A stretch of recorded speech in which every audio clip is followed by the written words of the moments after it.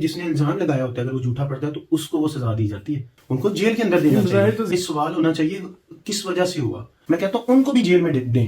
آپ یہ نہ کریں کہ ہم مار دیں گے یہ کر دیں گے. احمد بھی آپ ماشاءاللہ 3D آرٹسٹ بھی ہیں اور آپ نے انٹرنیشنل لیول پہ جا کے دبئی میں پاکستان کو ریپرزینٹ کیا ہوا ہے 3D آرٹ میں. تو یہ ریسنٹلی جو لڑکی والا معاملہ ہوا ہے جس میں وہ دیکھنے کو تو یہی آ رہا ہے کہ مولویوں نے اس کو گھیرا ہوا تھا، تو اس کی کیلیگرافی کے حوالے سے آپ کی بھی ماشاءاللہ کافی نالج ہے، ایک عرصے سے آپ اس کو دیکھ رہے ہیں، تو آپ کیا رائے رکھتے ہیں اس معاملے کو لے کے؟ پہلے تو یہ ہے کہ میں اس معاملے کے اوپر تھوڑا سا پہلے پوائنٹ دے دوں اپنا، کہ یہ ایسا معاملہ ہے کہ جس کے اندر کوئی کسی پہ الزام لگاتا ہے یا کوئی ایسا معاملہ کرتا ہے تو وہ جو الزام اگر جھوٹا پڑ جاتا ہے تو شریعت یہ کہتی ہے کہ میرے خیال میں، کیونکہ میں علماء کے پاس بیٹھتا ہوں تو علماء بتاتے ہیں، شریعت یہ کہتی ہے کہ جس نے الزام لگایا ہوتا ہے اگر وہ جھوٹا پڑتا ہے تو اس کو وہ سزا دی جاتی ہے. تو پہلا پوائنٹ تو یہ ہے. اور جنہوں نے اس خاتون کے ساتھ کیا، اس طرح سے زیادتی کی، ان کو ضرور جیل میں ان کو دینا چاہیے. اگر انہوں نے مطلب جیسا کہ نظر آ رہا ہے انہوں نے غلط کیا ہے، ان کو جیل کے اندر دینا چاہیے. ظاہر تو زیادتی کرتے ہوئے کسی کو دیکھا نہیں گیا، محسوس ہی ہو رہا تھا کہ ایسا ہو سکتا ہے. تو لیکن اس میں تو ظاہر ہے کسی کو مجرم ہم ڈکلیئر نہیں کر سکتے، مگر اسلام کا بڑا بیڈ امپریشن ڈالا جا رہا ہے انٹرنیشنل میڈیا میں. اچھا، مسئلہ پتہ کیا ہے؟ مسئلہ یہ ہے کہ ہماری جو عوام ہے اس کو ٹیکنیکل پوائنٹ نہیں پتا اصل میں ہوا کیوں. یہ سوال ہونا چاہیے کس وجہ سے ہوا. مین چیز میں آپ کو بتاتا ہوں، ہم عربی لوگ ہیں، ہم اجمی لوگ ہیں، عربی لوگ نہیں ہیں. ہمیں عربی نہیں آتی، ہم شروع سے اردو پڑھے ہیں یا پنجابی پڑھے ہیں یا ان چیزوں کو پڑھے ہیں، سندھی ہو گئی، ٹھیک ہے. اچھا، میں سب سے پہلے آپ کو نا ایک چیز پوائنٹ کر دوں کہ کیلیگرافی ان کی قمیض کے اوپر ہوئی تھی، وہ کیلیگرافی کو اگر آپ دیکھیں نا تو اس کو کہتے ہیں خط ثلث. کیا کہتے ہیں؟ خط ثلث کہتے ہیں. تو اگر آپ دیکھیں کہ خط ثلث کے اندر جیسے وہ حلوہ لکھا ہوا ہے یا حیات لکھا ہوا ہے تو اس کا معنی ڈیفرنٹ بنتے ہیں، میٹھا، پیارا، یا مطلب اس طرح کے بنتے ہیں. اب آگے ذرا کیلیگرافی کی طرف. ایک کیلیگرافی یہ ہوتی ہے کہ جو باقاعدہ مثال کے طور پہ ہم جو اردو کی بکس پڑھتے ہیں اس میں جو رائٹنگ ہوتی ہے نا وہ ہوتی ہے خط نستعلیق میں. خط نستعلیق وہ خط ہے کہ جو ہم عام طور پہ عمومی جو ہے وہ کتابوں میں پڑھتے ہیں، ایزیلی ہم پڑھتے ہیں. پھر ایک ہوتا ہے خط نسخ، یہ پڑھا جاتا ہے، لکھا جاتا ہے عرب امارات میں، جو عام طور کے اوپر ان کے سائن بورڈز کے اوپر اور ان چیزوں کے اوپر ہوتا ہے. ایک خط ہوتا ہے خط دیوانی. خط دیوانی قرآن پاک کے لیے استعمال ہوتا ہے. پھر ایک خط ہے خط کوفی جو مولا علی شیر خدا رضی اللہ تعالیٰ عنہ نے وہ ایجاد کیا. اس کے بعد ایک خط ہوتا ہے جس کا میں نے نام لیا خط ثلث. اب آپ اگر مدینہ شریف میں دیکھیں تو مدینہ کے اندر بھی روزے مبارک کی جو جالیاں ہیں وہاں پہ رسول اللہ صلی اللہ علیہ وسلم کے روزے مبارک کی جالیوں پہ خط ثلث کے اندر لکھا گیا ہے. اگر خانہ کعبہ کے اندر آپ وہاں پہ غلاف کو دیکھیں وہاں پہ بھی خط ثلث میں لکھا گیا ہے. اس کے بعد اگر ایران میں یا کہیں پہ بھی اگر مین چیز پہ آئے نا تو وہ ہے قرآن پاک. قرآن پاک میں جتنا استعمال ہوا ہے خط ثلث استعمال ہوا ہے. کہیں کبھی ہوگا کہ خط نسخ کہیں پہ استعمال ہو جائے. موسٹلی خط ثلث کا استعمال قرآن پاک میں ہوتا ہے، ٹھیک ہے. موسٹلی نہیں بلکہ میرے خیال میں 99% قرآن پاک میں خط ثلث استعمال ہوتا ہے. اب نا میں آپ کو ایک چیز عرض کرتا ہوں، ہم آرٹ کے اندر جب کام کرتے ہیں نا ہم ڈیفرنٹ چیزوں کا تھیم رکھتے ہیں. ایسا ہے ہم تھیم رکھتے ہیں. مثال کے طور پہ میں 3D آرٹسٹ ہوں، ٹھیک ہے، میں 3D آرٹسٹ ہوں اور جب میں آرٹ ورک کرتا ہوں تو آپ نے دیکھا ہوگا کہ میرا ایک ڈیفرنٹ ہے، میرا تھیم ایک ڈیفرنٹ ہوتا ہے. جیسے اگر کلچر کے اوپر کوئی کہے تو میں وہاں پہ آرٹ بناتا ہوں. اگر مجھے کوئی کہے کلچر کے اوپر آرٹ بنانا ہے تو میں کلچر کے اوپر بناتا ہوں. یہ تھیم ہوتا ہے. تھیم ایسی چیز ہے کہ جو آرٹ کو ریپرزینٹ کر رہا ہوتا ہے کسی کے سامنے. اب کیلیگرافی کے اندر ایک کیلیگرافی ہوتی ہے ماڈرن کیلیگرافی جو آپ کپڑوں کے اوپر بھی کرتے ہیں. میرا بیگ اگر میں بیگ کی فوٹو دکھاؤں گا اس کے اوپر بھی میں نے کیلیگرافی وہ کی ہوئی ہے، ماڈرن کیلیگرافی. اچھا، اس کے بعد اگر آپ تھیم کو لے کے کوئی بھی اپنا گھر ڈیزائن کرتے ہیں وہ بھی ایک تھیم بیس کرتے ہیں، ریسٹورنٹ ڈیزائن کرتے ہیں وہ بھی تھیم بیس کرتے ہیں.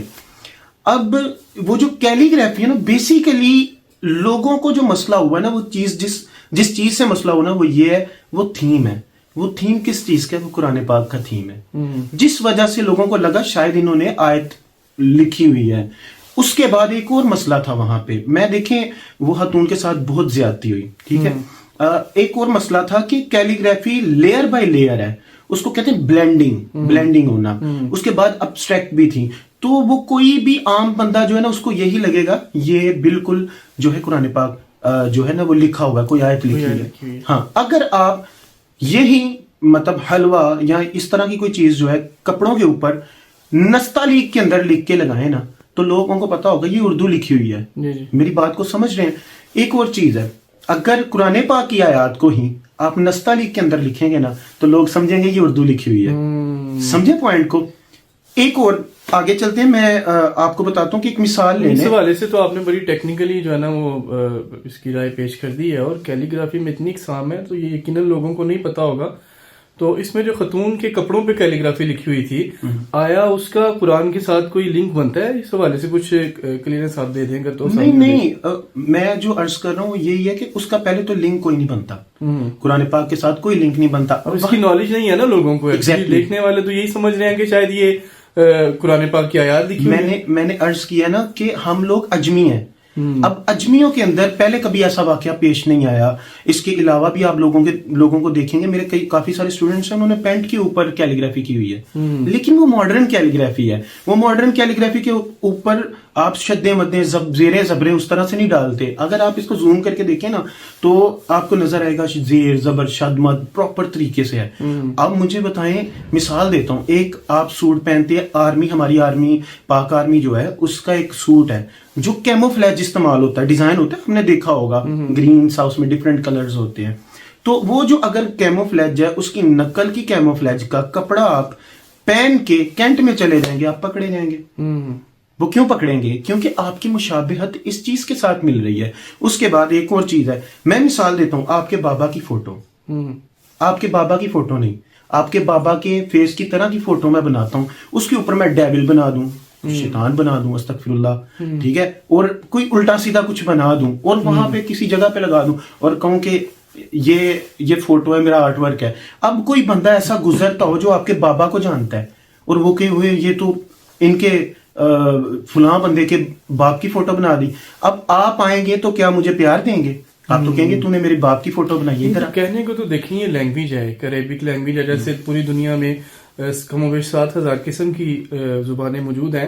تو عربی کو بھی ایک لینگویج کے طور پر اگر دیکھا جائے تو ہم اردو کو، انگلش کو جگہ جگہ لکھتے ہیں. ابھی آپ کی شرٹ پہ بھی لکھی ہوئی ہے، میرے بھی جیکٹ پہ لکھی ہوئی ہے.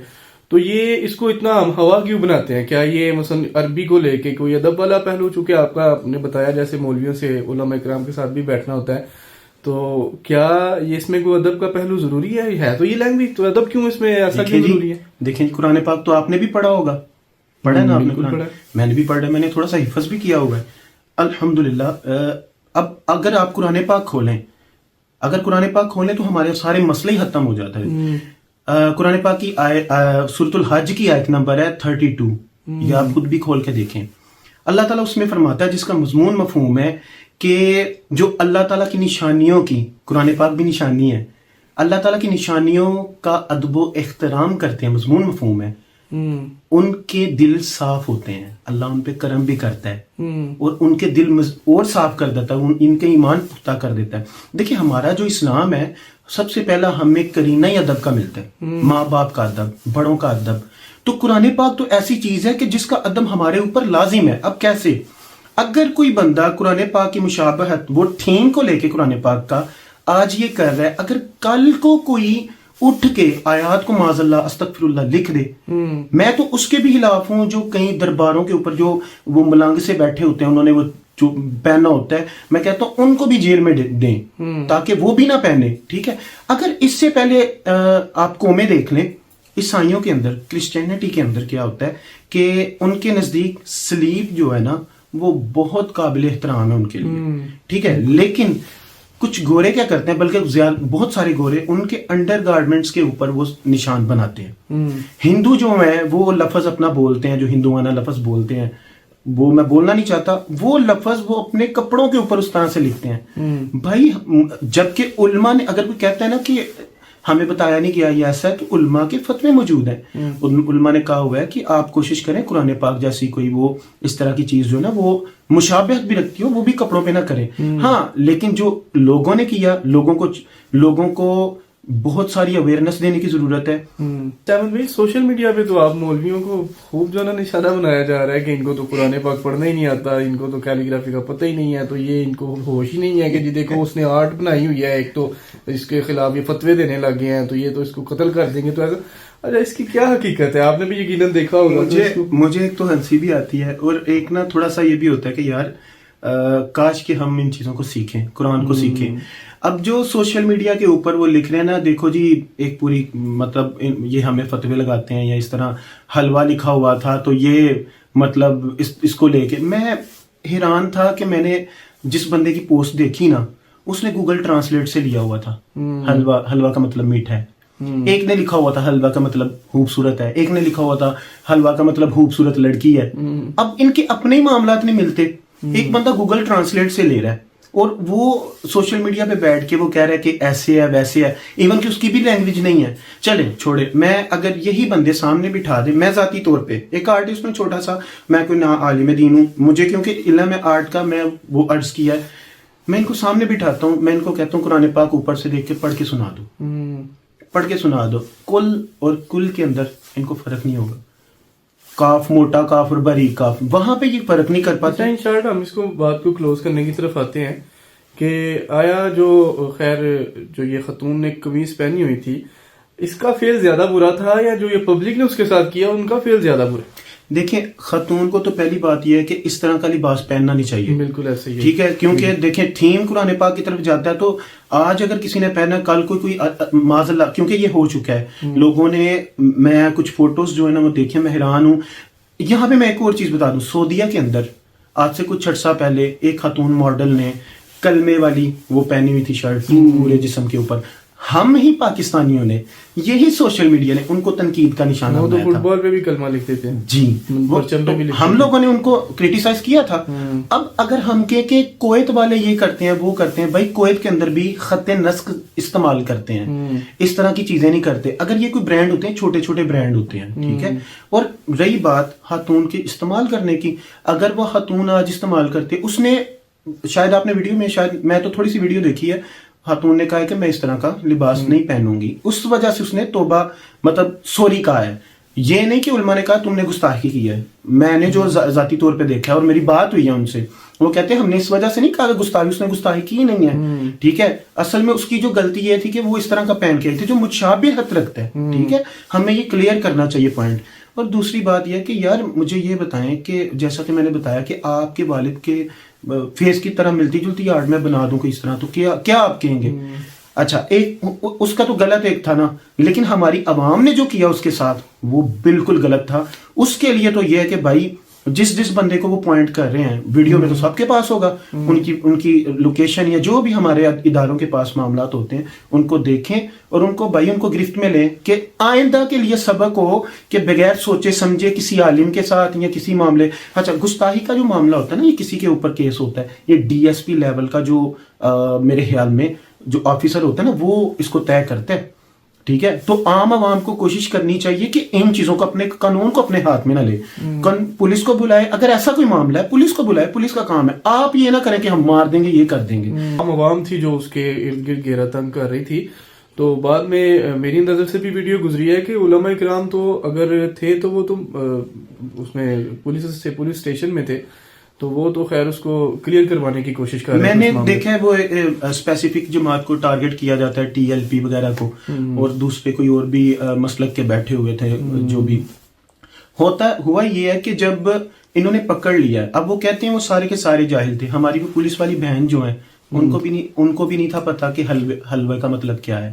بھائی ماشاءاللہ آپ سے بات کر کے کافی اشکالات دور ہوئے ہیں. یقیناً جو ہماری آڈینس ہے ان کو بھی اس سے کافی اویئرنیس آئی ہوگی, کیونکہ آپ ماشاءاللہ انٹرنیشنل لیول کے آرٹسٹ ہیں اور کیلیگرافی کو بھی آپ ریپرزینٹ کرتے ہیں, تو یہ چیزیں جاننا ہمارے لیے بہت ضروری تھا.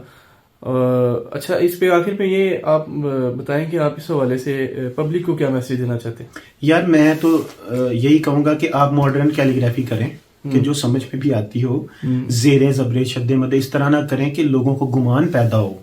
جب آپ دیکھیں ویسے بھی اسلام میں بدگمانی جو ہے نا وہ حرام ہے, مطلب گناہ ہے.